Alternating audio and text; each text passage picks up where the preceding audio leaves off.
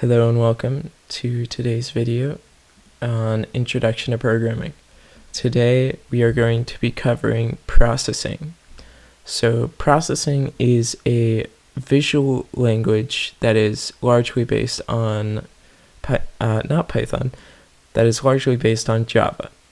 And so the way that processing works is a lot of what you create you can see in a canvas.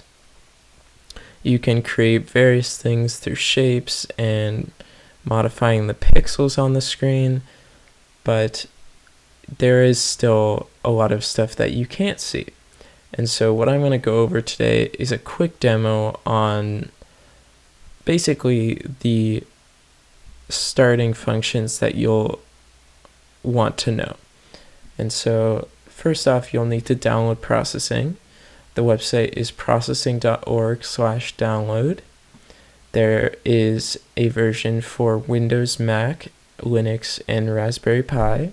If you have something other than that, then I'm afraid that you're a bit too urban for this program. But once you've downloaded this file, you'll actually get a zip folder.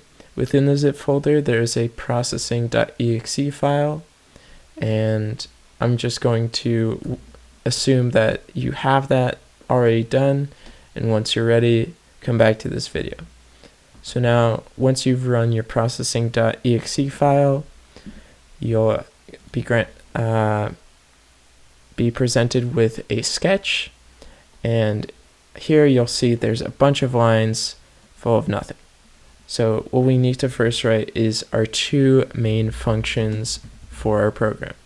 So first off, we have our void setup and our void main. Sorry, not our void main. That's typical of every other software, but not this one because we are working on a canvas. So it makes more sense to say draw. So void setup, the way it works is it initializes your variables, it calls things that you need. It is basically a place to set up your program like with code that you want running before your actual program runs. So for this example, I'm going to set the canvas size to 400 by 400. And what that function does is it basically just it makes the size of our canvas, which is initially 100 by 100 default, and makes it 400 by 400 instead. So what I'm specifying here is the width and the height. So processing largely follows an X and a Y pattern along the entirety of the, along the entirety of its development software. So most functions that it has developed follows the XY format. So if we look at our first shape, we're going to call it the ellipse function. And so of course we'll specify the location first of the X.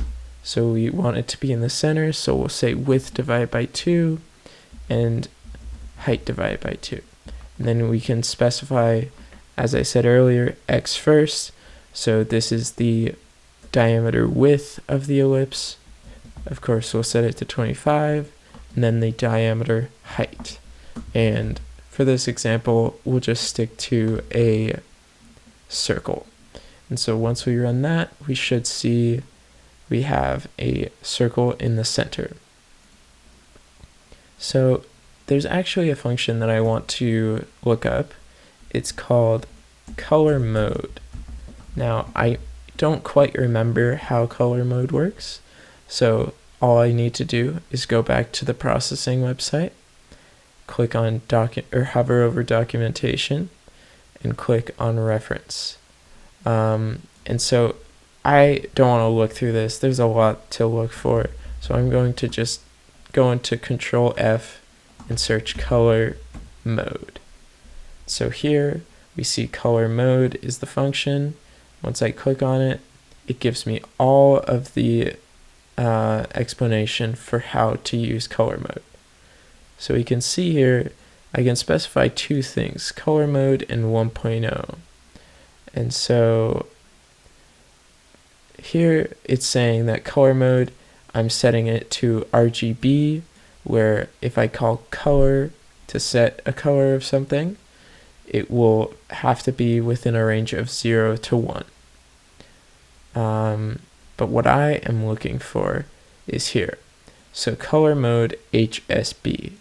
So what that does is it pretty much sets the color mode, which is by default RGB, setting for red, green, blue. It's changing it to HSB, which is hue, saturation, and brightness. And so I'm just going to call color mode HSB in the void setup, and then do a simple fill command. So for starters, we'll just set it to a hue, saturation, and brightness of 0. So when I run this, we'll get a black circle. But I don't really want it to just be a black circle. So instead, I'm going to try to make it a rainbow circle. And in order to do that, I need some color that's going to change. And we'll call that color C. So we can initialize the color C, or rather, we can declare the color C and then initialize it within setup. So color can be a type, and it's also a function. So when you call it as a function, it returns the type color. So if I have a variable color that I want to set to some color, I would call the color function. In this example, I want to set it to a color of 0 hue, 255 saturation, and 255 brightness. But that's still not going to change. So we need a variable that will change along with our draw function.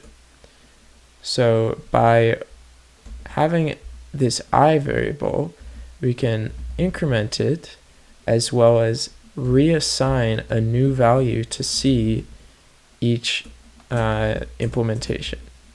So if I increment and then assign a new value to C based on I will increase the hue of my color for the ellipse. So once that's done, you may have already caught on, but we actually don't want it to just go on forever, because an infinitely high hue is just going to max out at 255, and it won't change color. It'll just stay at whatever hue 255 is, likely a red. So we need to create an if statement that states if I is greater than 255, then we set it back to 0. And of course, there are different ways of doing this, and processing also has ways of handling this. But for now, I'm just going to go over a very simple way that is easy to pick up for any intro developer. So once I do that, we can see each time draw runs, every frame, it will fill C, so whatever color C is, to the ellipse at the center of the canvas. It will increment I, it will reassign C to the new, based on the new I for the hue, and if that I is greater than 255, it will set it to 0. So if you haven't noticed already, I just realized it, you actually have to put this before you assign it so that you don't increment to 256 and then assign the new color. Now I'm pretty sure processing can handle 256 without any errors, but it's probably best to avoid any potential errors with regards to going past the intended limits. And so once we run this program, we can see we have our circle that is changing color in a rainbow format. Now, I've shown you this program, and hopefully you've followed along. I know I'm not the greatest teacher, so I want to reference you to a different teacher that has a lot in processing. And so I think the most useful course for beginner programmers is his Introduction Processing tutorial. So this will just teach you a lot of what I've mentioned, as well as more that I didn't cover. I think he is probably one of the best teachers for processing, and he will show you a lot of different projects even outside of processing. So really, I do recommend you visit him. The YouTube name is The Coding Train, and you can just go through his playlists, and at the very bottom is his introduction course. So that's about all I have to show. Thank you for watching, and I hope you enjoyed. Bye.